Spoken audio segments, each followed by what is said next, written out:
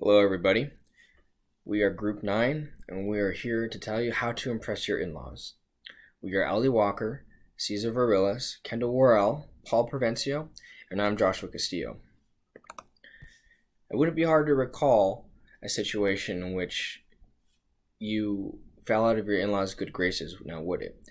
There are a lot of movies out there actually that deal with this exact scenario. We're all familiar with the stereotypical comedy where the main character does a fantastically poor job of impressing his in-laws, and subsequently has to spend the rest of the movie trying to get back into them. Monster-in-Law, Meet the Parents, My Big Fat Greek Wedding are just a few movies making a comedy out of a situation most of us will experience in our lives, even if that is a hyperbolic situation.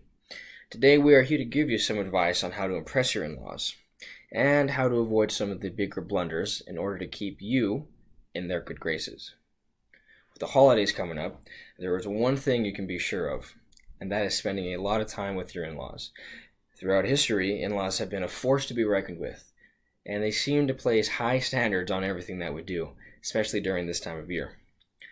If you haven't experienced an awkward meeting with your significant other's family yet, just wait, because that moment's coming. It's something almost every person has to deal with at some point in their life, and Group 9 is here to tell you how you can deal with it. Between the 5 of us, we have all had our fair share of experience dealing with in-laws, and we would like to give you some highlights on the things that we have found to be most useful. There are various ways that you can actually keep yourself in your good graces with your in-laws, but making a good first impression, using strong communication, taking care of your partner, and respecting the family hierarchy will ensure a healthy relationship between you and your in-laws. Here's Kendall Worrell to tell you how to make a good first impression. Hi everybody, just like Josh mentioned, my name is Kendall and I'm here to give you a few pointers on first impressions. How can you ensure that your in-laws will like you right off the bat? It's a tricky task to maneuver, but with the right tools and attitude, your chances can be increased exponentially.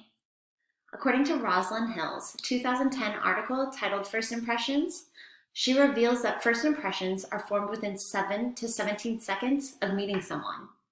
And 55% of a person's opinion is determined by physical appearance alone. So to start with that, let's begin with clothes. You want to make sure that your clothes convey your personality in a positive manner. Keep it simple yet classy. You don't want to look like you're trying too hard, but you also want to show that you care. Take it from me and ask your significant other for help when picking out that first outfit. My first time meeting my mother-in-law didn't go so well when I showed up to her house wearing sandals. Turns out she lives on a huge piece of property with horses. So while everybody else was out walking the property, I was stuck inside the house. Which brings me to another good point. Dress for the occasion. If you're just going over to the family's house for dinner, don't show up in a tux. But if you're going to meet the family at a wedding, make sure you wear something with a little bit more pizzazz. Another thing to not overlook is personal hygiene.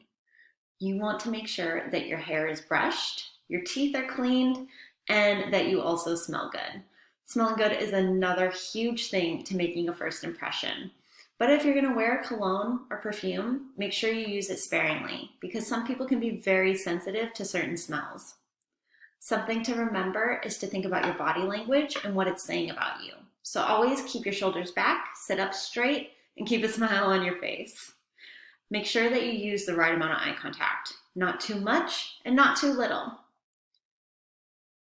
Next, you never want to show up empty-handed. So if you're going over to the in-laws' house for dinner for the first time, make sure that you are either bringing flowers, dessert, or even if you're over 21, then maybe bring a nice bottle of wine, which is always appreciated and in my opinion has always been a big hit.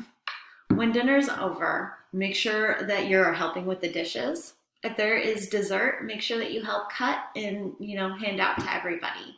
That will show that you respect them enough to serve them, which is awesome.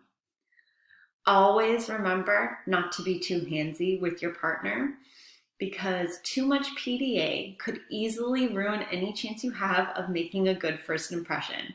And believe me on that one. Lastly, relax and be yourself. We know it can be a little nerve-wracking to meet someone knowing that they're going to have such a huge impact on the rest of your life. But be true to yourself. You may be thinking right now, she didn't mention anything about communication. And you're right. That's because communication plays such a big role in impressing your in laws and maintaining a relationship with them that we decided to make it a key point.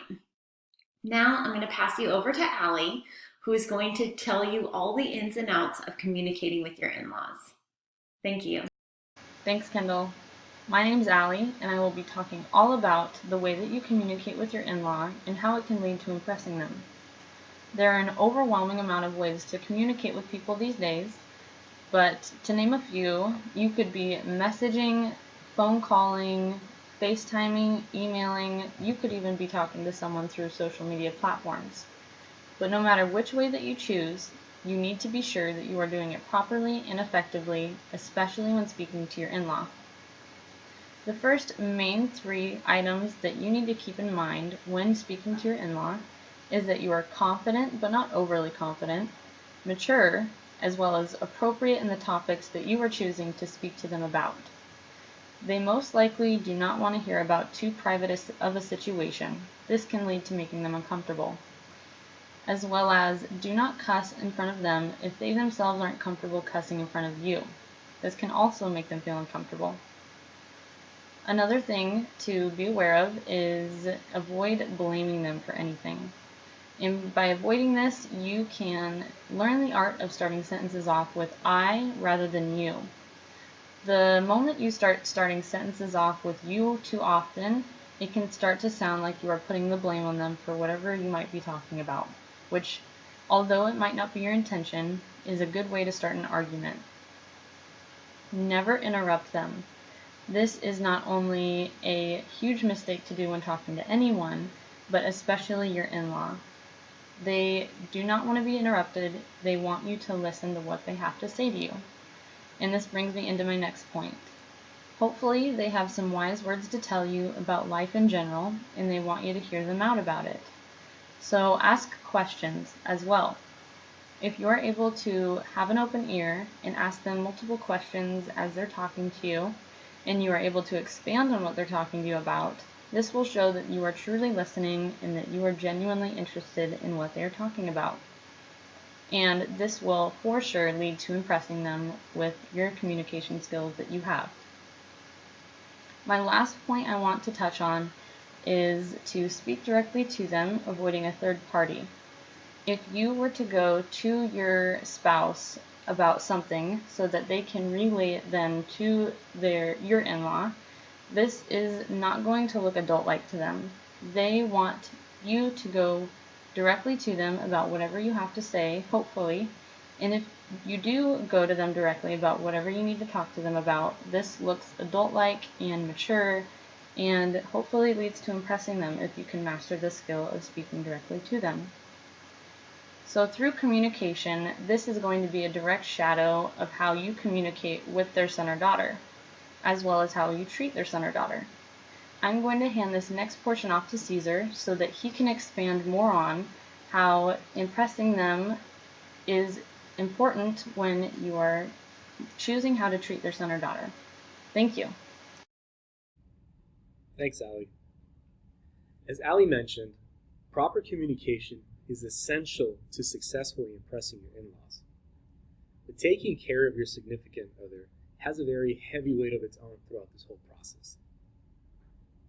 This is an excellent nonverbal way to communicate your love for your significant other. It not only displays the honor that you have for the family, but it also really shows how much you care for the person that your in-laws have entrusted you. There are many ways to achieve this step successfully, but here are some of the main points that will help you out throughout this whole process.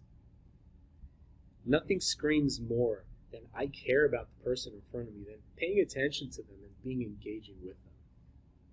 Staying connected with your friends and family members is always very important, and we're always on these smartphones, whether it's on social media, text messaging, or a simple phone call. So just make sure you stay away from this device when you're trying to simply show how much you care for the person in front of you when they're speaking to you. Another thing that is an instruction for this is maybe having your headphones on the whole time, or maybe an AirPod on and then one off just in case the person speaks to you. I would highly suggest for you to keep those items in your pockets and away from your reach when you're speaking to this person in front of your in-laws, or maybe just with that person alone.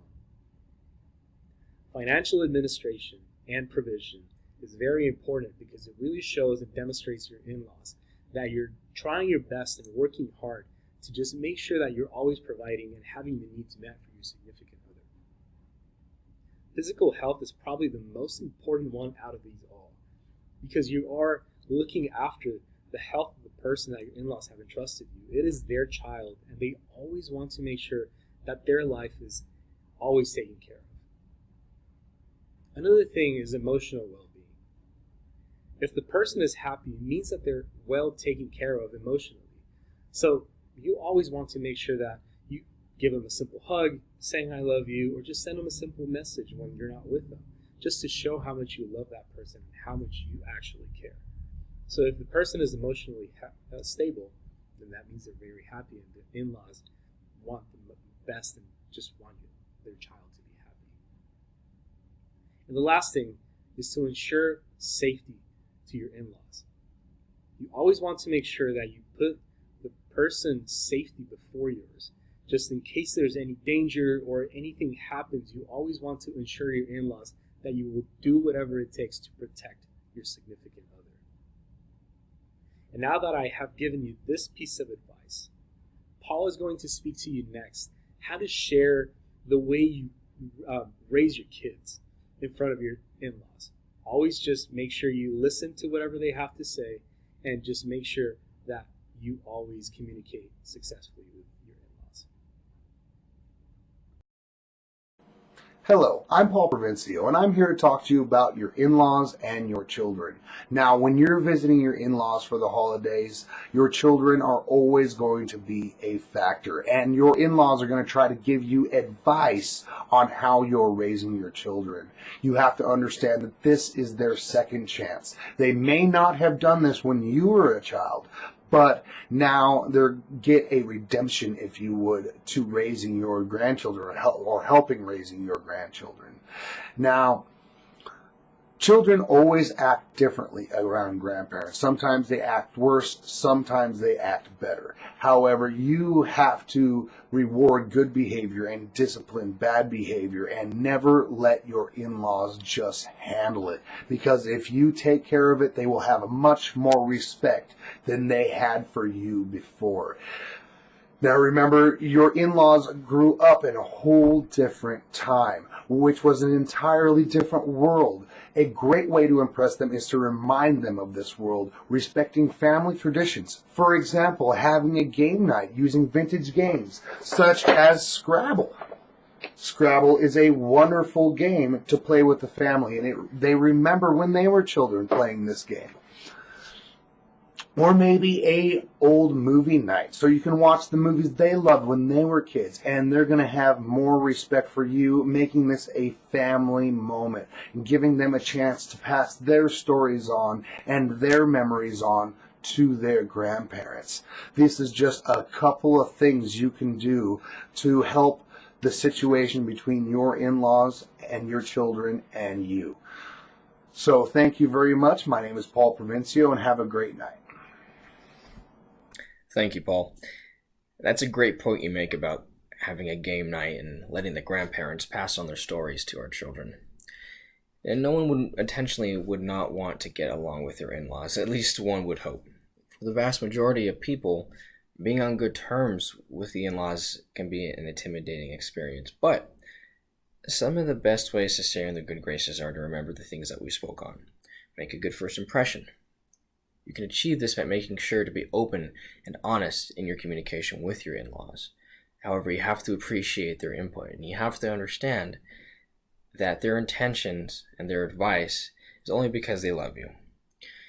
By doing this and by realizing this, you'll be able to gain your in-laws' respect and stay in their good graces. And in the end, you'll be able to maintain a healthy relationship with your partner, but most importantly, at this point, you'll be able to have a wholesome and fruitful relationship with your in-laws. Thank you very much for listening. We're Group 9.